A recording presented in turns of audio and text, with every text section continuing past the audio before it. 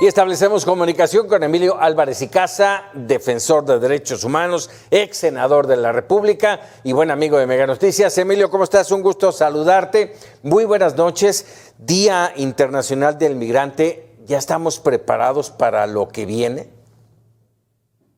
No lo creo, mi querido Paco. Muy buenas noches. Siempre un honor estar ahí en Mega Noticias y contigo. Y por tu conducto, un fuerte abrazo.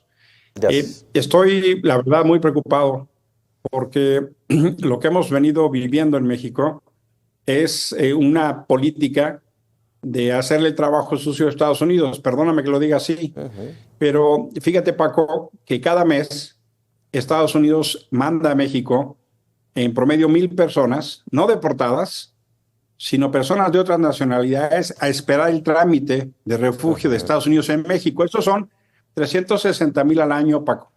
Van 2 años que se tomó esa decisión y no se han tomado las medidas que permitan que esas personas estén en condiciones de seguridad, de atención humanitaria, de protección. Algunas de las ciudades en las que están estos migrantes esperando son clasificadas como las más inseguras del mundo. Pero el problema también está en la frontera sur, Paco. En la frontera sur han decidido convertir a Chiapas en una gran estación migratoria y cada vez hay una mayor tensión entre las poblaciones locales y los migrantes. Ese fenómeno está pasando incluso en lugares como la Ciudad de México o en algunos otros lugares donde había una solidaridad con el migrante, pero al no haber respuesta de los gobiernos, crece la tensión y el conflicto, Paco. Es que, a ver, Emilio, es muy fácil ser hospitalario de palabra, ¿sí?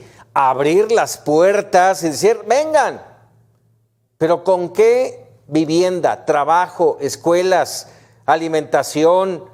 ¿Sí? Yo quiero que en este proceso que está haciendo el gobierno mexicano, que dice, a ver, los cónsules ya están preparados para apoyarlos jurídicamente, apoyarlos para evitar abusos.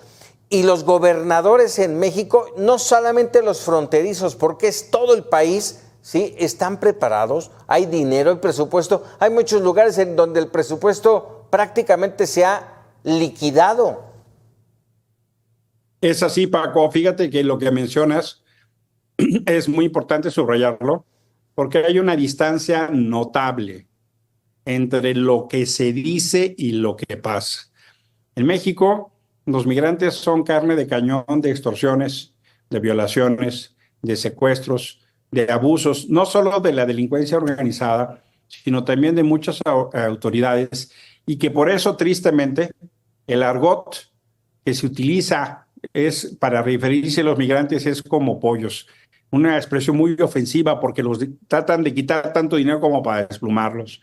Ha habido accidentes, ha habido secuestros, ha habido masacres e incluso recordemos, por ejemplo, lo que pasó el sexenio anterior, donde 27 migrantes murieron en una estación migratoria porque se les encerró como si fueran criminales y no les abrió la puerta. Pero el fenómeno entonces es ¿cómo enfrentas este dilema? Y este es un dilema que es mayor a nuestras fronteras. México ya tendría que haber estado convocando a Naciones Unidas, por ejemplo, al Alto Comisionado de las Naciones Unidas para los Refugiados, para la atención humanitaria. Ya lo hicimos, Paco. Cuando fue la guerra civil en Guatemala, se creó la Comar. Y más de 500,000 de guatemaltecos vinieron a México y se hizo un refugio ejemplar. Tendríamos que estar pidiéndole responsabilidad a Estados Unidos para la atención humanitaria de la gente que acá está esperando sus trámites.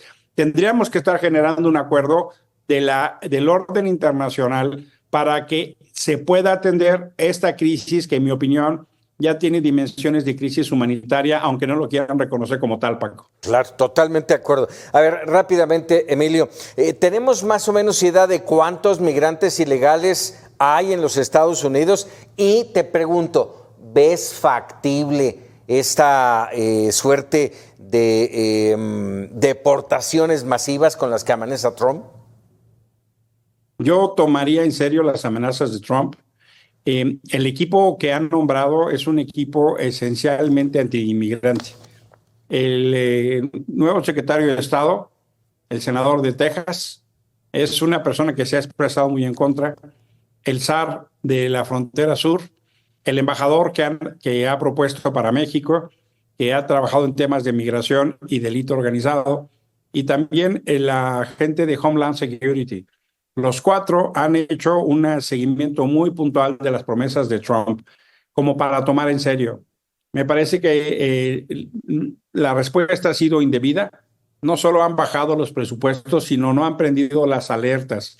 Tienen que coordinarse con los gobiernos estatales y municipales, con los organismos internacionales, pero hacer una alerta, porque si no puede pasar cosas como la frontera de Siria y Turquía, que cientos de miles de personas pudieron estar ahí atoradas.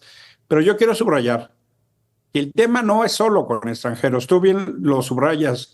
Hoy por hoy, una tercera parte de las personas que Estados Unidos expulsa, y esos son los deportados, no la gente que está en el programa Quédate en México, son mexicanos. Ha regresado el fenómeno de la migración mexicana a Estados Unidos. Sí. Y una parte importante de la gente que hoy está bajo amenaza son nuestros paisanos en Estados Unidos. En general, los consulados tienen hoy menos recursos y menos estrategia para asociarse con los aliados de México en Estados Unidos, en el Congreso y en la iniciativa privada. Y me parece que ya tendría que estar el gobierno mandando mensajes muy importantes. Nos piden unidad, pero se pelean en la Cámara de Diputados y Senadores por pesos y centavos. O sea, ¿cómo nos pide unidad? Si Monreal y Adán Augusto se agarran a los moquetes por el presupuesto y el poder. O sea, ¿qué mensaje es ese, por el amor de Dios? Si quieren unidad, pues empiecen por ellos. O sea, claro. ¿Cómo nos pide unidad ante los ataques del exterior cuando dan esos escenarios tan vergonzosos, Paco? Sí, totalmente de acuerdo. Y aprovechando, bueno, déjame rápidamente, Emilio, tocaste el tema y no lo tengo que aprovechar contigo. A ver, estamos en el cierre de año con un tema polémico, la ley, la iniciativa de reforma, la ley del Infonavit. ¿Qué busca el gobierno? ¿Qué busca Morena?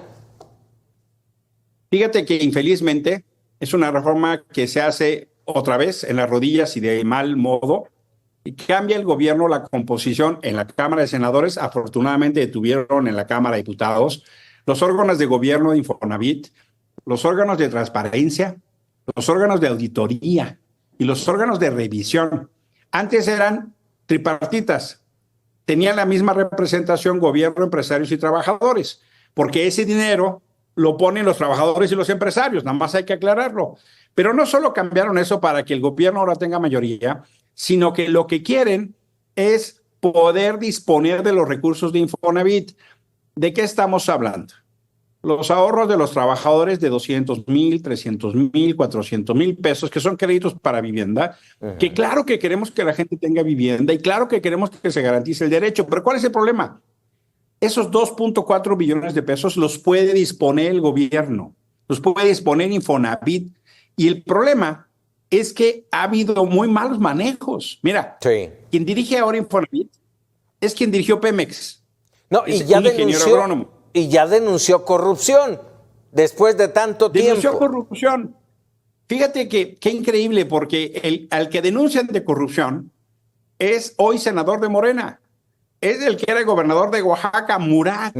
Un fraude de 256,000 créditos, un cuarto de millón de créditos fraudulentos, con complicidad del fiscal Beitia, que está preso en Estados Unidos.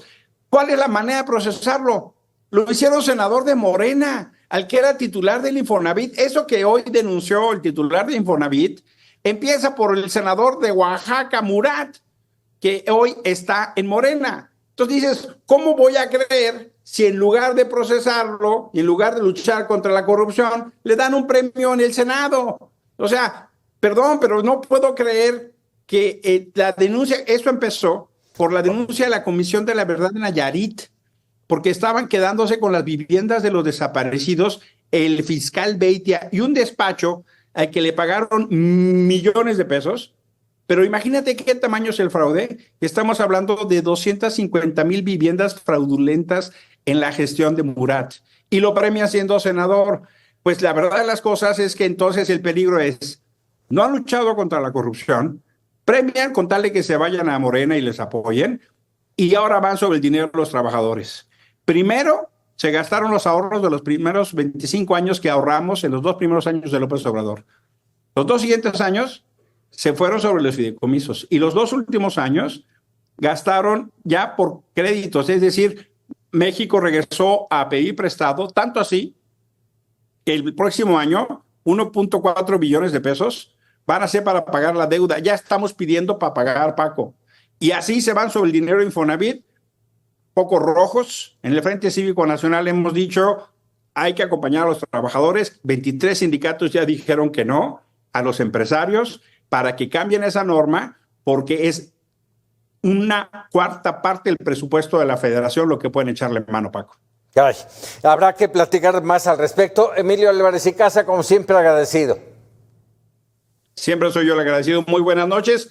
Y si no nos vemos antes, felices fiestas. Igualmente, felices fiestas, Emilio.